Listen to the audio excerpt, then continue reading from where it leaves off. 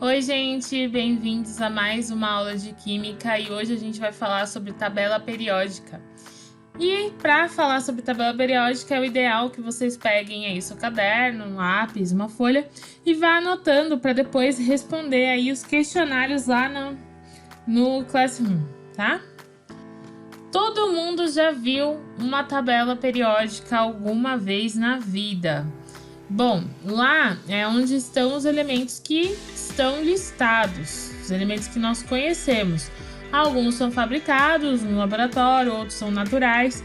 E qual é a história da tabela periódica? Primeiro, ela foi criada para organizar melhor os elementos e você encontrar eles de uma melhor forma. Então, estudem aí o histórico, tem na apostila de vocês. Provavelmente vocês vão ver também nas aulas lá no centro de mídias, então eu não vou repetir aqui o histórico da tabela periódica. Eu vou falar o que você encontra na tabela atual. Então, primeira divisão aí que a gente vê na tabela periódica. A tabela periódica ela é dividida em períodos, que são as linhas, tá? Então, eu tenho os períodos, as linhas, ao todo 7 períodos. E as colunas, que são os grupos ou famílias. Então, eu posso chamar tanto de grupo quanto de família. Ao todo, são 18 grupos. Então, aqui, ó, 7 períodos, 18 grupos. Ela também pode ser dividida dessa forma aqui, onde eu tenho os elementos que são os elementos representativos. Quem são eles? São os da família 1, família 2, da família 13 até o 18. Esses elementos representativos têm algumas características fixas, tá? Já os elementos de transição, que são esses que estão aqui no meio e esses daqui de baixo, eles já têm umas características que são um pouco mutáveis. Como assim? Por exemplo, um elemento da família 1, aqui, que é um elemento de representativo, geralmente ele perde um elétron. Já se o elemento tiver entre o 4 e o 12, que é um elemento de transição, ele varia na quantidade de elétrons que ele perde. Então, vou dar o exemplo do ferro. O ferro tem hora que ele perde um elétron só, 2 ou 3 elétrons. O cobre é a mesma coisa, ele pode perder 2, 3 elétrons. Então, tem uma variedade de substâncias. Eu tenho uma propriedade que não é tão fixa. Já os elementos representativos têm propriedades fixas. Vou dar outro exemplo de um elemento representativo com uma propriedade fixa. O oxigênio, ele sempre vai receber só 2 elétrons, tá? E o nitrogênio sempre vai receber 3 elétrons. Já os elementos de transição, eles têm uma divisãozinha. Os de transição, só transição, são esses aqui, que da família 3 até o da família 12. Então, eu tenho aqui, ó, esses são os elementos de transição. E esses elementos aqui, ó, que estão sempre abaixo, na realidade, eles ficariam aqui, entre a família 2 e a família 3. Só que para não ficar uma tabela muito comprida, você pega e coloca eles mais abaixo. Esses elementos aí, eles são os elementos chamados de transição interna. São os lantanídeos e os actinídeos. Então, por eles não ficarem aqui dentro da tabela, eu chamo eles de elementos de transição interna. Voltando aí para a tabela periódica comum, que é o que a gente costuma ver, toda tabela periódica tem essa região aqui, ó. Pode estar em cima, pode estar embaixo. O que é isso daqui? Isso daqui que a gente chama de a legenda do que aparece na tabela periódica. Por exemplo, ó, nessa tabela periódica, o número atômico ele fica em cima, tá vendo? O símbolo do elemento fica aqui, o nome do elemento fica embaixo do símbolo, e embaixo eu tenho aqui o peso atômico ou a massa atômica. A gente pode chamar de peso ou massa atômica, tá? E eu tenho cores diferentes. Então, aqui embaixo tem uma outra legenda que mostra as cores da tabela periódica. Por que a tabela periódica é colorida desse jeito? Porque ela representa aí como que está organizado esses elementos. Primeiro, a organização. A tabela periódica, ela organiza os elementos pelo número atômico. Então, olha aqui, ó. esse elemento aqui é o hidrogênio, tem o número atômico 1. O que está do lado dele, que é o hélio, vai ter o número atômico 2. Depois vai ter o número atômico 3, 4, 5, 6, 7, 8, 9, 10 e assim por diante. Ou seja, primeira organização, número atômico. Então, se eu perguntar como está organizada a tabela periódica, vocês vão responder. Ela está organizada pelo número atômico dos elementos. Beleza. Segunda organização. Os grupos geralmente reúnem os elementos que têm propriedades similares. Então, por exemplo, aqui, ó, no grupo 1, esses elementos eles têm propriedades similares, com exceção do hidrogênio, tá? Mas o restante aqui, ó, os que estão em laranja, eles têm propriedades similares, então eles são similares entre si. E por que eles estão em laranja? Porque esses elementos aqui são os que a gente chama de metais alcalinos. Então, eles são os metais alcalinos. Os elementos da família 2 também têm propriedades semelhantes. Esses daqui são os metais alcalinos terrosos, tá? Então, aqui eu tenho os metais alcalinos terrosos. Esses elementos aqui, ó, que estão em vermelho, são os metais de transição, que são aqueles que participam lá dos elementos de transição e eles também são metais. Existem metais que não sejam de transição? Sim, esses que eu acabei de falar, da família 1, da família 2. E esses daqui, ó, que também são metais, que estão nessa corzinha verde mais clara, tá? Então, esses elementos, eles são os outros metais que não são de transição. Esses elementos nessa coloração verde aqui também, eles são chamados de lantanídeos. Eles são considerados metais também, mas eles são lantanídeos. Os de baixo são metais também, mas são os actinídeos. Então eu tenho lantanídeos e os actinídeos. Existem algumas tabelas que tanto a família 1, quanto a família 2, quanto aqui os metais de transição, esses metais e essas duas séries estão na mesma cor. A tabela periódica da apostila de vocês são todos na mesma cor. Então você não vai ver tanta diferença assim. Todos eles são metais, tá? Esses elementos que estão em verde mais escuro aqui são os que a gente chama de semimetais, tá? Por que semimetal? Porque ele tem característica que é parecida com metal e tem característica que é parecida com não metal. Então eu não posso chamar ele de metal e também não posso chamar ele de não metal. O que eu chamo então? Semimetal. Esses elementos aqui, ó, que estão em verde, são os não metais. Os elementos em azul claro aqui também, eles também são considerados não metais. Só que eles têm um nome especial que nem esses dois aqui. Eles são os halogênios, tá? Então aqui eu tenho os halogênios. E os em azul escuro são o que a gente chama de gases nobres. Agora eu vou falar um pouco da característica de cada um deles. Vamos começar então pelos metais. Os metais, geralmente, eles têm brilho próprio, tá? Então, você olha, por exemplo, a prata tem o seu brilho próprio, o ouro tem o seu brilho próprio. Geralmente, em temperatura ambiente, eles estão no estado sólido, com exceção, por exemplo, do mercúrio. O mercúrio, em temperatura ambiente, ele está líquido, mas os outros, geralmente, eles estão no estado sólido. Eles têm a capacidade de perder elétrons, então geralmente eles perdem elétrons. E eles conduzem tanto calor quanto corrente elétrica. Então, por exemplo, minha panela ela é de metal. Por que ela é de metal? Porque o metal conduz calor. Já uma panela de plástico, por exemplo, não conduz calor. Então, se não conduz calor, não tem como você ter uma panela de plástico, fora que o plástico derrete. Os não metais. Os não metais, eles não brilham, não têm brilho próprio. Eles não conduzem eletricidade. Eles não têm a capacidade de conduzir calor.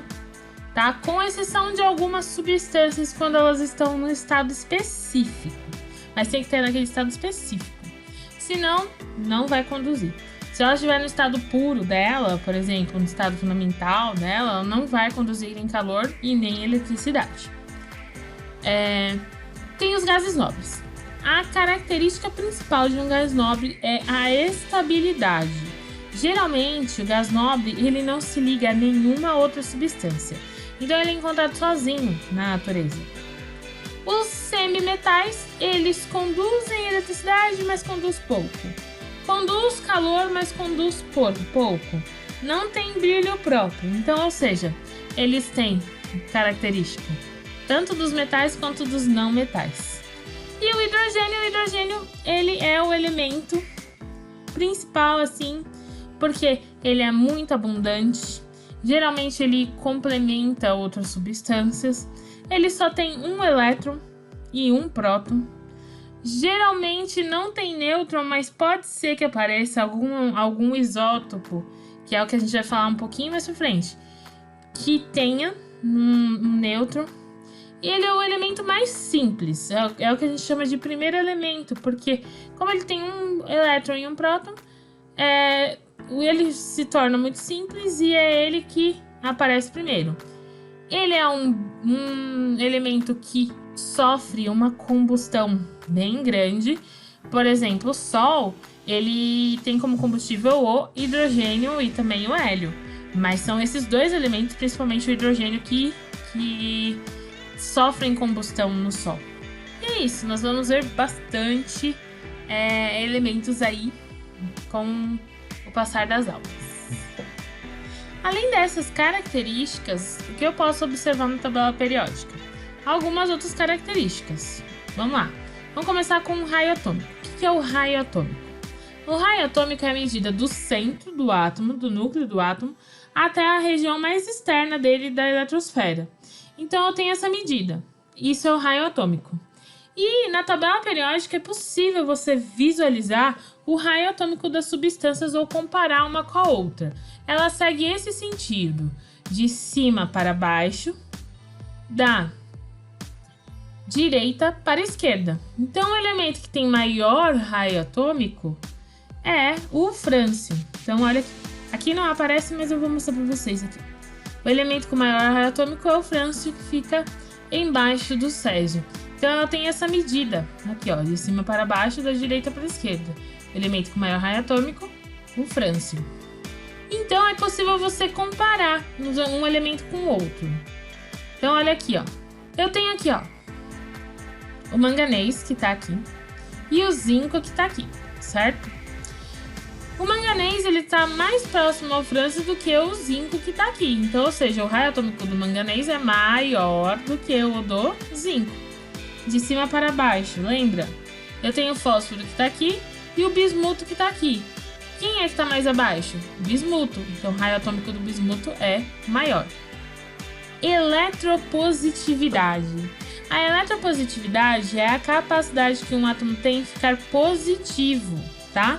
Os gases nobres, nessa característica, eles não possuem. Por quê? Porque como eles não perdem e nem ganham elétrons por serem estáveis, eles não vão fazer parte da eletropositividade. Então, de novo, o que é eletropositividade? É a capacidade que um átomo tem em ficar positivo, tá? Ela segue a mesma lógica do raio atômico, de cima para baixo, da direita para a esquerda. Então, o elemento que tem mais tendência a ficar positivo é o frâncio, porque ele tem um raio maior. Então, pensa assim, na lógica. Se eu tenho um raio muito grande, meu núcleo fica no centro, é ele que atrai os meus elétrons. Se eu sou muito grande, então eu não vou conseguir segurar esses elétrons. Por isso que a eletropositividade, ela caminha em conjunto ao raio atômico. Energia de ionização. O que é energia de ionização? Energia de ionização é a energia que eu preciso fornecer para um átomo para arrancar um elétron dele. Então, olha, ela é o oposto da eletropositividade. E isso tem uma lógica. Então, se eu tenho uma eletrosfera pequena, eu vou atrair muito mais os meus elétrons. Então, para mim tirar ele, vou precisar fornecer muito mais energia. Então, a energia de ionização é a quantidade de energia que eu preciso fornecer para um átomo perder o seu elétron, para mim arrancar esse elétron do átomo. Reatividade. A reatividade é a tendência que tem em uma reação acontecer. Então, por exemplo, aqui, ó, eu tenho um átomo aqui que reage com o átomo que está aqui. Então, qual é a tendência dos dois acontecer? Isso é chamado de reatividade. Tem alguns átomos que têm mais reatividade do que outros, então a reação ela acontece 100%. Tem uns que não são reativos com outros, então a reação ela não acontece. Então a reatividade ela mede isso. A afinidade eletrônica é a energia que é liberada quando um elétron é adicionado ao átomo. Então, por exemplo, o elemento flúor que fica bem aqui, se ele ganha um elétron no estado dele fundamental, que é o gasoso, ele vai liberar mais energia do que o frâncio que está aqui do outro lado. Como eu disse, os gases nobres eles não recebem nem perdem elétrons, então aqui eles não participam. Densidade. A densidade é a relação da massa pelo volume da substância. Então lembra lá que ela determina quem flutua sobre quem? Então eu tenho massa e tenho volume. Quanto maior a massa e menor o volume, maior a densidade. Lembra lá? Um flutua sobre o outro. É isso. Os elementos eles também possuem certa densidade e elas caminham ao centro da tabela periódica um elemento, que é o ósmio. Então o ósmio ele fica mais ou menos aqui na tabela periódica. Então os elementos que estão mais perto do ósmio, eles são mais densos. Então vou mostrar para vocês. O ósmio ele tá aqui, ó. Então esses elementos que estão mais perto do ósmio, eles são mais densos. Então se eu fosse comparar o irídio com a platina, o irídio seria mais denso do que a platina. Se eu for comparar, por exemplo, o oxigênio com o selênio, quem está mais próximo ao ósmio seria o selênio, então o selênio é mais denso, e assim por diante. Eletronegatividade. A eletronegatividade é o contrário da eletropositividade. Se a eletropositividade é a capacidade de perder elétrons, a eletronegatividade é a capacidade de receber elétrons. Então, os elementos que têm mais probabilidade de receber elétrons são os que estão mais próximos aí do flúor, que fica bem aqui. Então, a eletronegatividade é a capacidade de um átomo receber um elétron. Pontos de fusão e pontos de ebulição. Pontos de fusão e pontos de ebulição varia. Então, olha só, depende da família, depende de onde a gente está olhando. Então, ela é, entre a família 1 e a família 2, de baixo para cima. Família 2B. A família 2B é a mesma que a 12, tá? A 13 e a 14 também de baixo para cima. Agora aqui, ó, os elementos de transição entre o 3 e o 11, de cima para baixo. E todos eles são de fora para dentro. Então você vai comparar o ponto de fusão e ebulição dependendo da família que você está analisando aí no momento. Então por hoje chegamos ao fim aí. Não são todas as características, existem algumas mais, mas eu falei as que são mais importantes e as mais usuais, tá? Aquela história de, eu preciso decorar a tabela periódica. Pessoal, hoje em dia não se decora a tabela periódica, até os vestibulares colocam lá a tabela para você. Só que, uns elementos é importante você conhecer o símbolo. Então, por exemplo, é legal você saber que o ferro tem o símbolo Fe, que o cobre tem o símbolo Cu, que o alumínio tem o símbolo Al. Então, esses elementos, com o uso, a gente acaba decorando. Então, é legal você saber, sim, a tabela periódica, decorar. Não é legal você aprender os nomes. Então, se eu falar, por exemplo, o elemento O, qual que é? É legal você saber que é o oxigênio, mas você precisa decorar a tabela inteira? Não, mesmo porque a tabela está lá para ser consultada.